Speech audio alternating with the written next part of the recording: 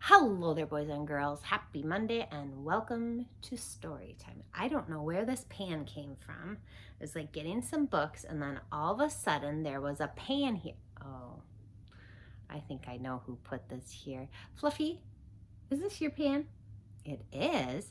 Were you making something? Really? Oh, Fluffy made his famous fluffy stew. Can we try some? Okay, let's see. Again, there's no need to throw anything. You can just set things down gently. That would be, oh, okay. I guess not quite ready. Do a little stirring. All right. Oh, a little stabbing with the spoon. A little flinging. Okay. Oh, no, thank you. I don't. Oh, thank you. Okay, thank you. Thank you. All right. Now, what is in this soup? Let me see. Tomato. Like maybe a nice chili base. All right. That must not be your favorite part. What else? Ooh, carrot. A nice vegetable stew. Okay, I guess you didn't want to share that with us. Let's see what else is in here. A couple forks. Do you think forks are a good idea for in a stew? I think, I don't know if this is the best idea because I feel like if people try to eat a fork, they might get hurt. Like it would poke the inside of their mouth, You know what I'm saying? Like it's kind of a dangerous thing to put in a stew. Usually you want to keep it to things that are edible. Okay? All right. Guess we're done with the forks. What else?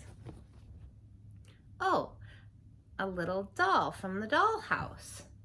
Again, I don't know if that's very edible. So I usually like to stick to meats and vegetables and a nice broth base maybe, but you don't need to be cranky about it. Oh, a Barbie dress. Okay. Yeah, I guess I've never tried a Barbie dress in a stew, but I'm guessing it's just hard to chew up. You want to try? See, it's a little bit chewy. Oh, Fluffy says he knows the rest of the stew is super delicious. You need a little help, Fluffy? Here, let me help you. Fluffy. A pull-up? No, I wouldn't be excited about pull-up soup. It actually sounds kind of yucky. No, I don't think our friends want a bite of pull-up soup. Oh boy, can you guys just pretend for Fluffy? Take a bite of pull-up, it's a clean one. There, does that make you happy? All right, well, I think the stew is about done, so maybe we should go ahead and, now he's using a hairbrush to stir the stew. Oh, I don't need my hairbrush, thank you. Oh, thank you. Oh dear. Okay, Fluffy, that's probably good enough because I have to read stories and I won't be able to see if there is hair in my face. So, thank you for the soup. And I guess it was delicious. And now, if you don't mind, we'll go ahead and read some stories and maybe you could go fine-tune your recipe a little bit and then maybe make another soup another day. Does that sound good? Okay. Say bye to your friends. And guys, say thanks, Fluffy, for the soup. See you later. Bye, Fluffy. Okay, oh my gosh. Well, without, oh my God. He also had a puzzle piece in there. Just one lone strawberry. That dog is very silly. All right, I have to get organized here. You guys ready to read some books or what? Let's turn this way. Put this down here. And let's see what we have today. Llama, llama, mad at mama. Oh dear.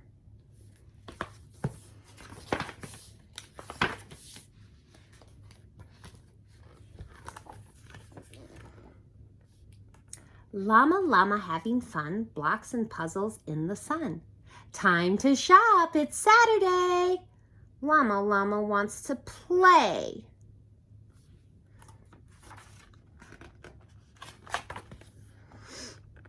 First the shopping, then a treat. Mama llama gets the seat.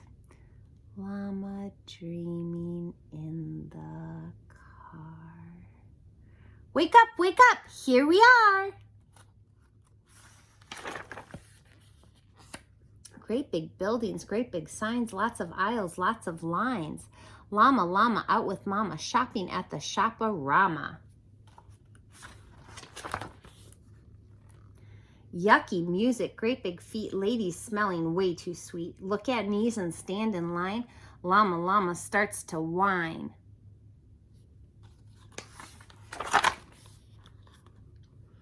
Clearance sales and discount buys. What is little llama's size? Try it on and take it off. Pull and wiggle, itch and cough.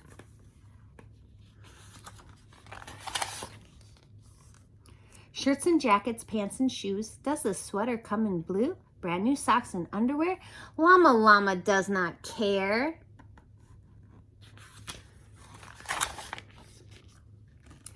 Cheesy puffs and oaty crunch. What would llama like for lunch? Llama, llama doesn't know. Llama, llama wants to go. Loaf of bread and cream of wheat. Llama, llama wants his treat. It's no fun at shop-a-rama. Llama, llama mad at mama.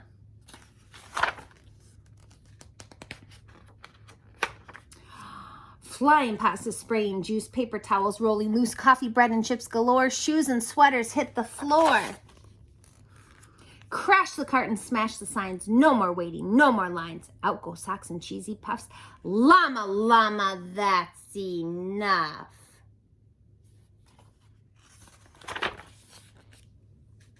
Please stop fussing, little llama. No more of this llama drama.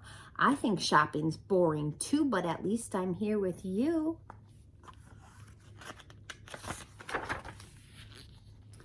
Let's see if we can make this fun and get the llama shopping done. Let's be a team at Shop-a-Rama. Llama, llama shops with mama. Sweep up pasta, mop up juice, wrap up towels rolling loose, pick up puffs and find the socks, put the shoes back in the box. Push the cart with mama llama, almost done at Shop-a-Rama. Time to leave, the shopping's done. No more waiting, time for fun. Out to parking not too far. Where did mama leave that car? Snap the buckle, grab the box, put on brand new shoes and socks. Say goodbye to Shop-a-Rama. Hang on. We're missing a page. There we go. Llama, llama loves his mama. Guys, about halfway into that book, I had like deja vu. I think we might have already read this one during our video series and not just during circle time here. In which case, sorry about that. It was not in the pile of read books, so it might have gotten moved. My bad. Never hurts to read a book more than once though, right? I have fluffy fur stuck in my glasses. Oh boy. All right, next up, we have not read this one since you guys were here in person. The Monster Under the Shed, starring Thomas and Friends. This book is very well loved. It was one of, are we missing a page? Oh my goodness. I'll just have to make up the very end. One of Will's favorites when he was 4 years old and 5 years old and 6 years old. It was a dark, blustery evening at the station. Sir Topham Hatt had closed the railway early on account of the weather. The engines were waiting for the signal to return to their sheds. Maybe one of us should tell a story to pass the time, Thomas suggested. The other engines looked pleased with Thomas's idea. I have the perfect story for tonight, James volunteered with a sly grin.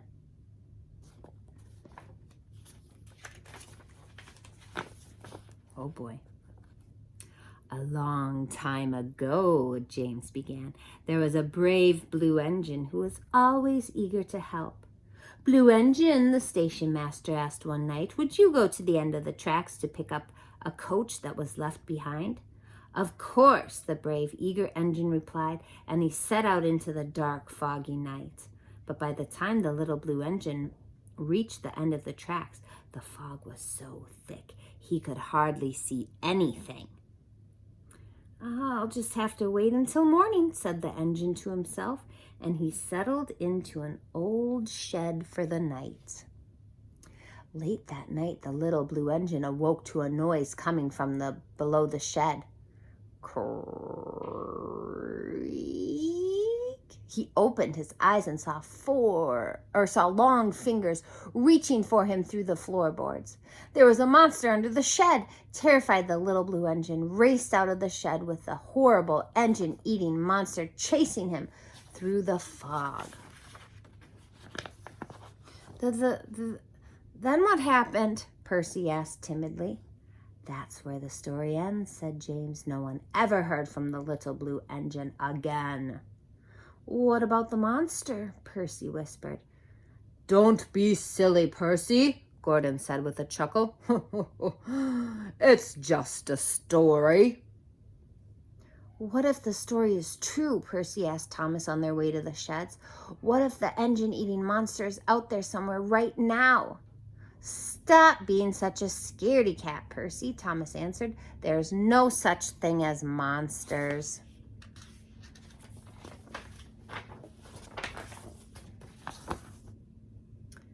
Later that night, after they had settled in for bed, the engines were startled by a terrible racket coming from Percy's shed. Gordon, Thomas, help, there's a monster in my shed, wailed Percy. Suddenly, James appeared, roaring with laughter. He had been rattling some scrap metal behind the sheds to frighten Percy. I'm a monster, James shouted. Percy was embarrassed for making such a fuss. It's okay, Percy, said Henry. Sometimes good imaginations think bad thoughts.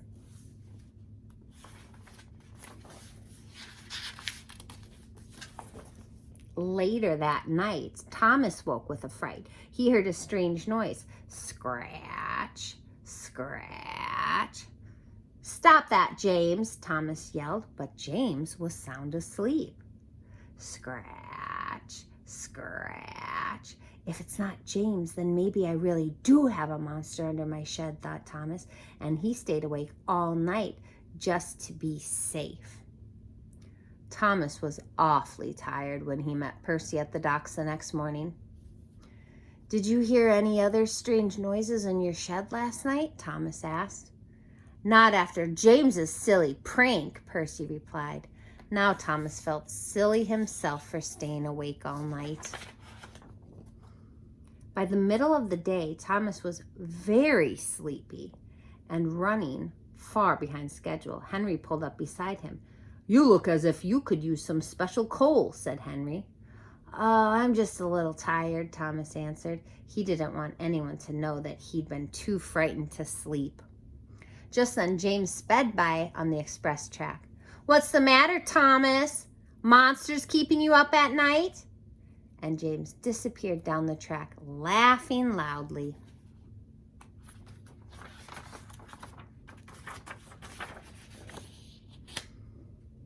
By the end of the day, Thomas barely had enough steam to make it back to the yard. The other engines were telling stories again, but Thomas headed straight to bed. Sometime that night, Thomas woke with a fright. Scratch, scratch. The noises were back, and they were definitely coming from under the shed. Who's there? Thomas whispered into the dark. Creak, creak, came the answer. Go away, monster, get out, Thomas ordered as he closed his eyes tight. Thump, thump, thump, thump. The noise was getting louder and closer. That will surely wake the other engines, Thomas said to himself.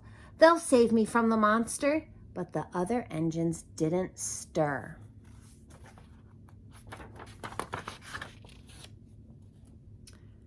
Thump, thump. Ah, it's just outside the door, Thomas yelped. There's its head. Help, Gordon, Thomas whispered. But only the monster heard him. Thump, thump, thump, thump.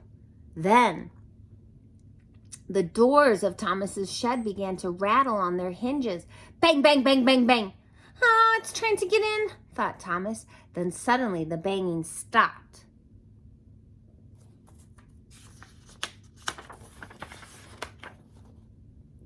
Thomas was too frightened to move. He peered out into the dark, and there it was, the horrible engine-eating monster. Thomas could see its eyes glowing in the night. Thomas clamped his own eyes shut and screamed, Gordon, Henry, Percy, James, save me from the monster!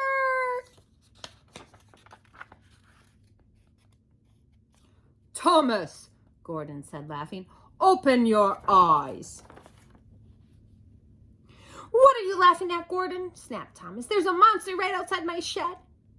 Not anymore, Gordon replied. Now the monster is inside your shed. Thomas opened one eye very slowly. A hedgehog? Thomas yelled in surprise. I was afraid of a tiny little hedgehog? Now the engines all laughed, and Thomas laughed with them. Percy has a good imagination, Thomas. Percy has a good imagination, Thomas, but I think yours is even better, said Gordon with a little chuckle. I think you're right, agreed Thomas.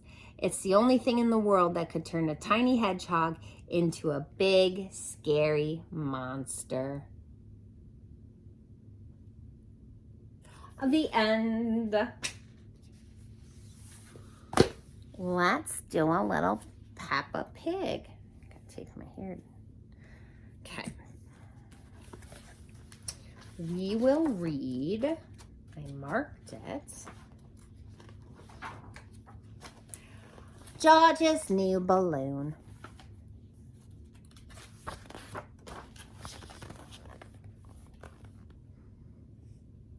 Peppa and George are driving home with Granny and Grandpa Pig when they see Mrs. Rabbit's ice cream stall. Let's stop for ice cream, says Granny Pig. Why not, says Grandpa Pig. I think we deserve it.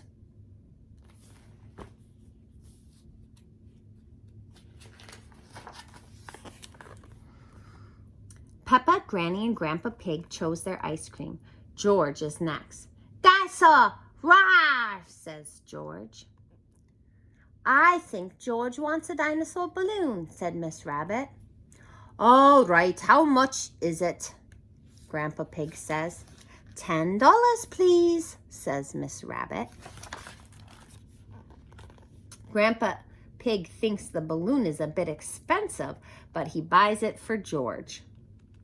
Hold on tight to it, Miss Rabbit says.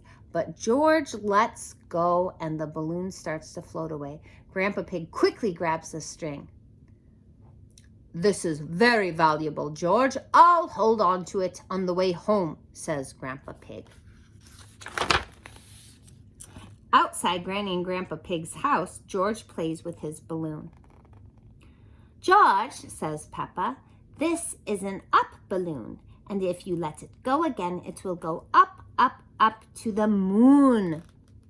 "Moon!" cries George, and he lets the balloon go. The balloon goes up and up, but Grandpa Pig catches it just in time. Peppa and George have gone indoors to keep the balloons safe. "Hello, Polly," says Peppa. "George has got a new balloon." "Squawk!" cries Polly. "Balloon!" Both Polly and George love the balloon.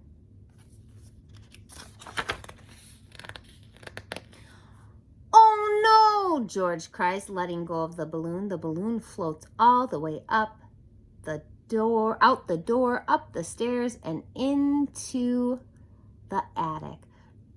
"Don't worry, it'll be safe in here," says Peppa. "The only way out of the attic is the window," says Granny Pig, "and the window is always shut." But the window is not shut. The balloon escapes outside. "Aw, your balloon is going to the moon, George," says Peppa. "Wah!" cries George. Just then Daddy Pig arrives to take them home. "Oh dear," says Daddy Pig. "There must be some way we can get the balloon back," cries Granny Pig. "Squawk, balloon," says Polly Parrot. Polly flies high up into the sky and catches the balloon string in her beak. "Polly to the rescue," cries Grandpa Pig. Polly Parrot has saved the day. "Hooray!" George cheers. "Who's a clever Polly?" says Granny Pig. "Who's a clever Polly?" repeats Polly Parrot. George, don't let go of your balloon again," says Peppa. Daddy Pig has an idea. "I'll tie the balloon to your wrist, George. That will stop it from floating away." George is very happy. He loves his balloon. Everyone is happy his balloon was rescued. Snort. The end. That one was admittedly not really heavy on plot, you guys. That's okay. This is a new book called The Big Umbrella. That is a big umbrella.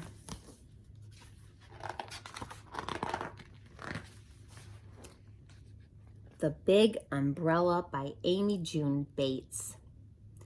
Co-written with Juniper Bates.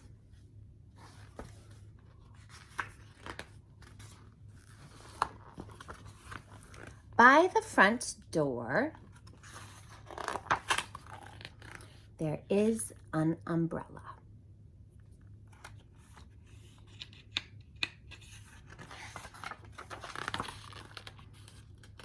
It is big.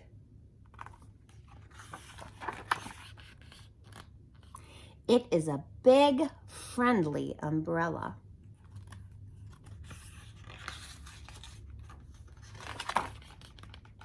It likes to help. It keeps rain and leaves and sun off of people. It likes to spread its arms wide. It loves to give shelter.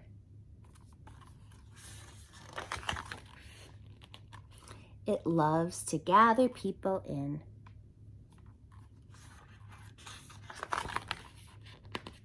It doesn't matter if you're tall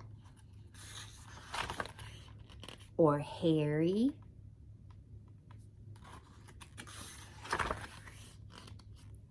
or plaid. It doesn't matter how many legs you have.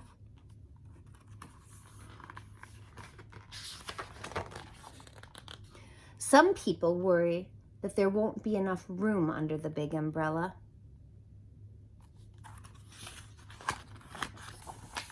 But the amazing thing is, there is.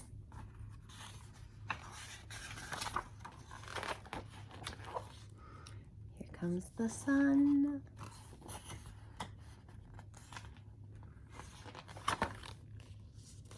There is always room.